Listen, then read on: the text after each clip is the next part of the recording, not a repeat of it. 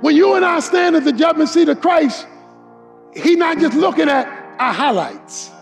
The time we did something good here and did something there, good there, good there, good. That's all there. That's all going to be in the tape. But he's looking at the whole program to decide what he can use because it has eternal value attached to it. And so now you know why Paul said, based on last week's sermon, that he says, I live to please him. Suppose you went to a restaurant. Nice restaurant.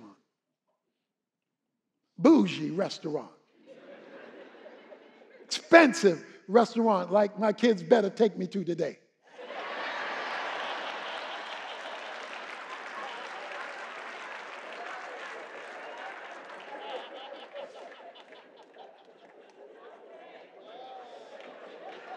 Like my kids better take me to today.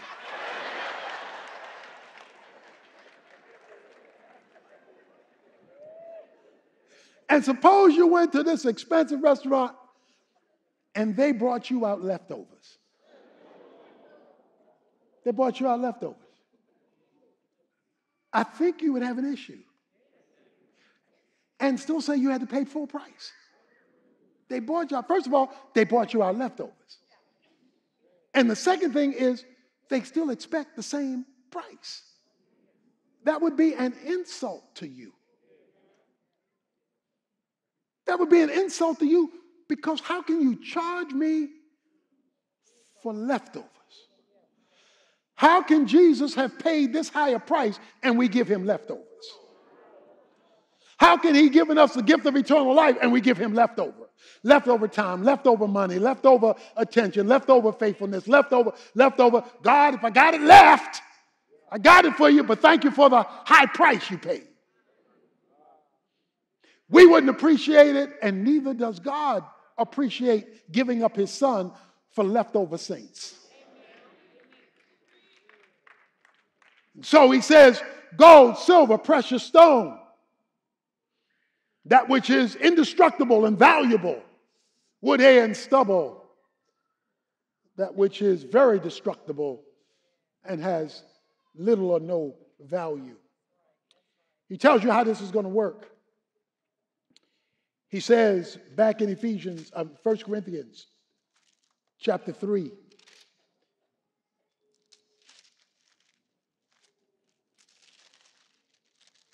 he says, verse 13, it will be revealed with fire. The fire itself will test the quality of each man's work. Okay? This is quality assurance. He will test the quality of each man, nobody's an exception, of each man's work. The fire is the discerning eye of God's judgment. And the discerning eye of God's judgment will reveal what was legitimate, what was illegitimate, what was fake, what was real, what was acceptable, what was not. And out of that judgment, it will determine what God can use because it had eternal value attached to it or what was useless. You can go to your backyard today and find wood, hay, and stubble. The limb from a tree that's broken off, weeds that have grown up, things that have got to be raked. You can go to your backyard because it's just there. It's just there on top of the ground. That's not how you find gold, silver, and precious stone. You're digging for that because that's valuable. That's not laying around. See, many Christians are satisfied with wood, hay, and stuff that's on the ground. They don't have to do anything with it. No, it doesn't take any effort to do that. But if you're looking for something valuable, you're going to dig for that because that's got some value to it. We want valuable people in our lives. You don't want to marry a wood, hay, and stubble man. You know, it's just there. Just there. At least I'm here. Just there. Or vice versa. I ain't cooking, you cook. I ain't cleaning, you clean. I ain't helping you, you do it. You know, but at least I'm here. No, that's wood, hay, and stubble. God says, I'm more valuable than that. My son's sacrifice is more valuable than that. And so his discerning fire, his fiery eyes will analyze. And here's what happens. If a man's work which he built on remains, verse 14, he will receive a reward. So he's going to reward that which he can use because it had an eternal value attached to it. To the smallest thing, a cup of water, to the big things, he says, you will receive a reward. We'll talk about that beginning next week. We'll talk about what that means. But then he says, if any man's work is burned up in the fire of his judgment, he will suffer loss. So his eyes, the fire of his eyes zeroes in, and he will suffer loss. Two things. He'll lose something he should have had. She'll lose something she should have had because you can't have a loss unless you lost something. So something you should have gotten, you won't get, but you will also suffer loss. Now, this is a whole nother point about a misgiving of heaven. You're going to find out in one of the latest sermons, there will be weeping and gnashing of teeth of Christians in heaven. Okay? Because you suffer loss. You know, you're going to feel the loss. It just won't be a loss that you have. It'll be a loss that matters. Okay? Boy, it got quiet in here. Just quiet. Lot was a very successful businessman in Sodom. Very successful. His name was known. He was living large. The Bible talks about all the cattle he had, all the land he had. He had the stuff of this earth. But when God came down and judged Sodom and Gomorrah, everything he had was burnt up, including losing his wife and 2 sons. He got out, but everything he worked for, other than his 2 daughters, everything he worked for was lost. And one of the reasons is he got too attached to earth. Now, we live on earth. We can't be so spiritually minded we're no earthly good. We live on earth. God is not against earth. He's not against you maximizing your potential, but he wants it done in connection and in reference to the foundation. He doesn't want you building a building on no foundation or the wrong foundation. He wants to be the foundation or the basis of life. And so everything burnt up. He shall suffer loss. The question is, what are you giving God that he can use on a daily basis in what you say, what you do, how you relate? So the idea is that your tape is rolled, the fire of his discerning eye sets it aflame, and what is left is rewarded.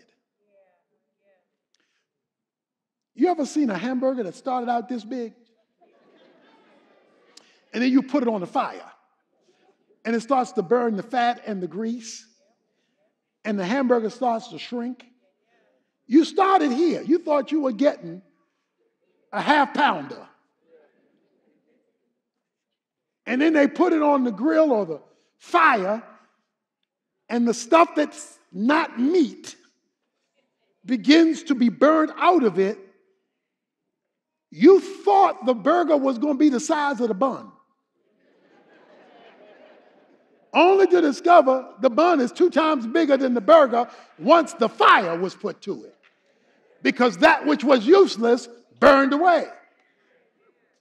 We may stand before God with 20 years of being a Christian, but once he puts his fire to it, to determine what he can use that had eternal value, it shrinks and shrinks and shrinks, and some suffer total loss. Since Jonathan's in church today, I'll use him as an illustration.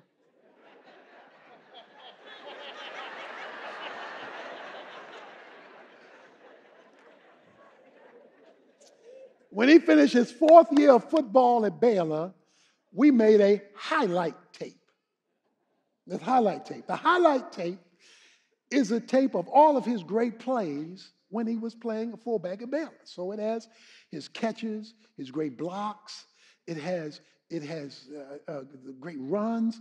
It has special team stuff. It has things he excelled in on this highlight tape. This highlight tape went to half to 2/3 of the NFL teams. They were very impressive. The scouts came to Baylor, came to the tape room, and asked to see the whole game.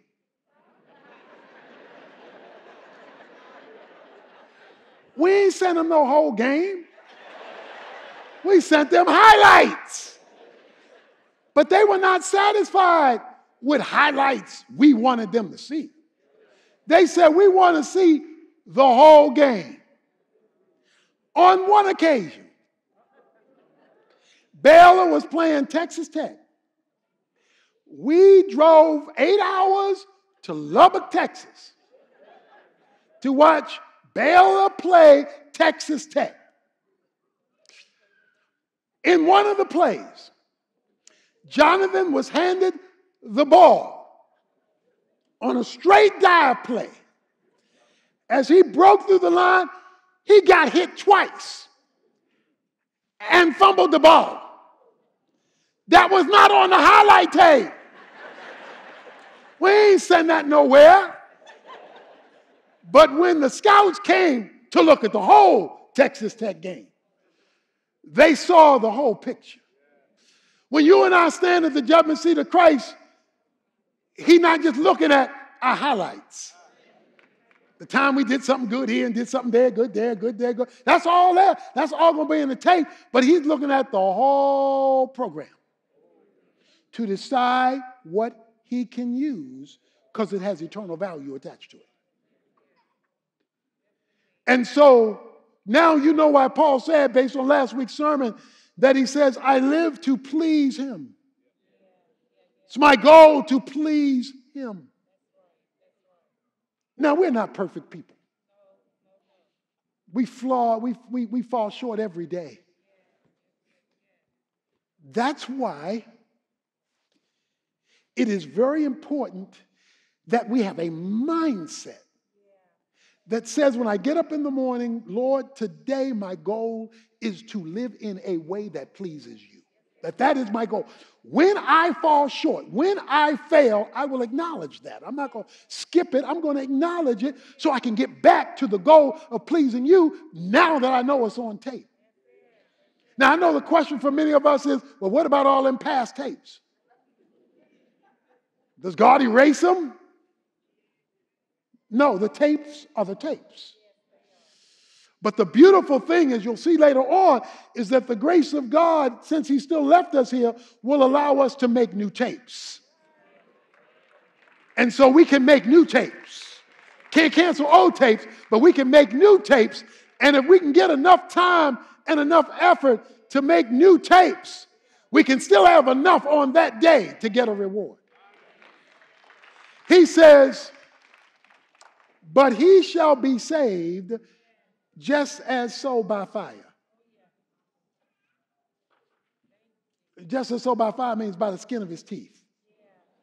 Means I'm not going to take his salvation away. I am going to take away his reward.